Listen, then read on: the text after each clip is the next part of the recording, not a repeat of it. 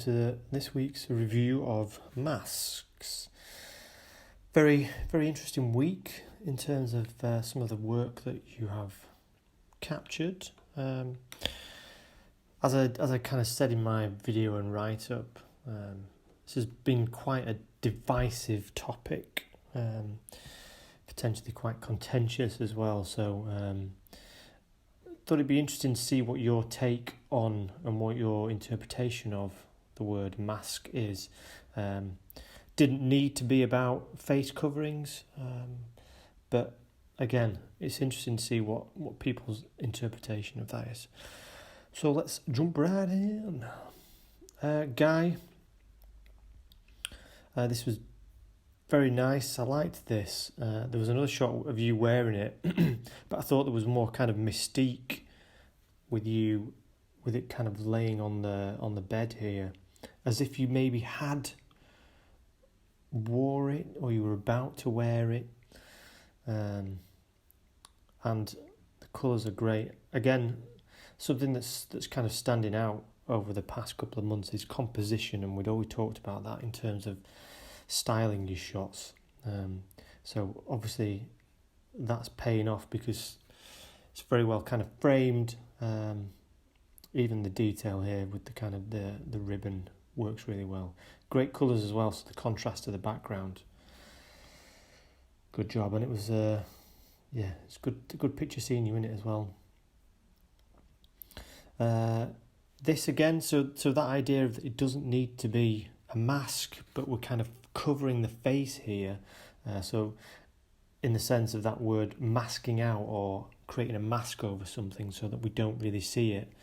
So big thing, obviously this is kind of the Victorian style fan, which was used to allude to that sense of allure maybe. So I like that. Again, it covers, so we're only seeing the eyes, which is what the idea of that was, the fan, to cover that. So it's a nice shot, and I actually like the way that I'm not looking into the camera. Adds a bit more intrigue, doesn't it? Well, it does to me. Pug in a mask. It's hard to tell if it's not real or not. It is. It's a fine... Yeah, isn't it? Very nice. Again, I like that. It's very kind of it's a very clever, very funny take on masks. Where does it stop? Where do we draw the line at who wears it? Certainly a young chap like that shouldn't need to, but does look dashing, I must admit. Few from Jeff here. Again, great that Jeff kind of describes this image. Firstly, what would you think this image was about? Where was it taken? Before I even read the description, I was looking at this for quite a while thinking, where's he been? Has he joined some kind of cult? Is this some kind of awakening or baptism of some kind? But no, it's some chaps getting lost in music, which, hey, what's that all about? I can't remember that. So two people at a concert. He's changed this original image to monochrome, and you can probably just see here, this is a masking effect. So he's creating something to crop out the background, so it just draws our eyes into this image in the middle, which is these two guys. Then he's put grain and polarization, so it almost, you can see here how it almost creates this image that's built up just with dots or pixels. So it could in effect be a drawing. So it's a really interesting effect, and again, you can kind of do these things. He's just done that. No, he hasn't. I thought he'd done it on his phone then, but that would be very difficult. So, that's again, I'd mentioned that's a masking technique in photography as well as however you want to interpret that, so that's great. Oh, Mr. Frank Sidebottom, yeah, that's terrible.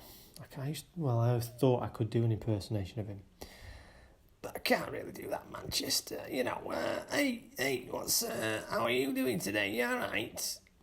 Yeah, not bad, thanks. So this is a great shot. And I love, as well, the fact that we've got, obviously, the Frank Sidebottom character, I can't remember the guy's name, was a mask. So we've got this, I love this kind of bronze figure, the human figure here, and then this colourful recreation of the Frank Sidebottom mask. It's a really lovely shot. So again, it was that, and you'd taken a few, Jeff, that I quite liked, some of the Doctor Who stuff, and I'd said before that, mask covers can cover everything for dramatic effect. And you're dead right. This is the mask. We all wear a mask. So that's a very clever take on that, isn't it? The masks that we use, and then what do our faces hide? Selfie.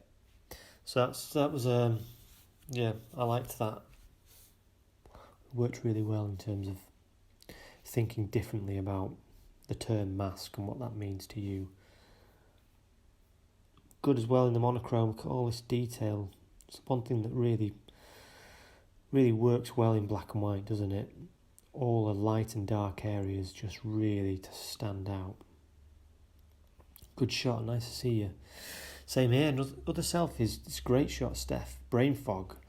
So you're using your hand and your hair and this kind of blur to create that masking effect, and we can see the eye, and that's the thing that again draws us in. It gives us that point to make the connection with it being a human face. So I think it really works really well. Again, I love these lines coming from the hair as well. There's quite a few good ones like that. Not really here. So this was good. I had to double take on this, but so you've got an effect over the top and you've lined it up with your eyes because you can see your glasses behind there. So you've almost superimposed a mask on yourself. So that works really well. Very clever. And Brian had found this app called Prequel, and it allows you to kind of put these effects over the top. So as you see here, it looks like he's taken a still from a video camcorder. So we've got the time code up here, DV cam, and it creates this effect here we can see. And the effect, this kind of interlaced effect that you used to get when you were watching camcorders back, just because of the frame rate, I guess, and quality, obviously, standard definition. Death Star surveillance, so we've got somebody wearing a stormtrooper mask doing day-to-day almost menial tasks. So he's almost like a surveillance of capturing this stormtrooper in his daily life. So a couple of nice kind of layered meanings there in terms of masking.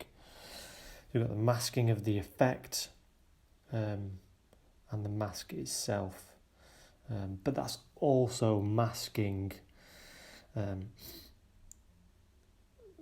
the enigma, I guess, of what there's a person behind that. So we're starting to see some of that come through just by, as I say, seeing the features and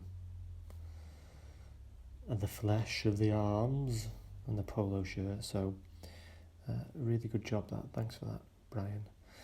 So that's it. Thank you very much, and tune into the next one about time. Bye.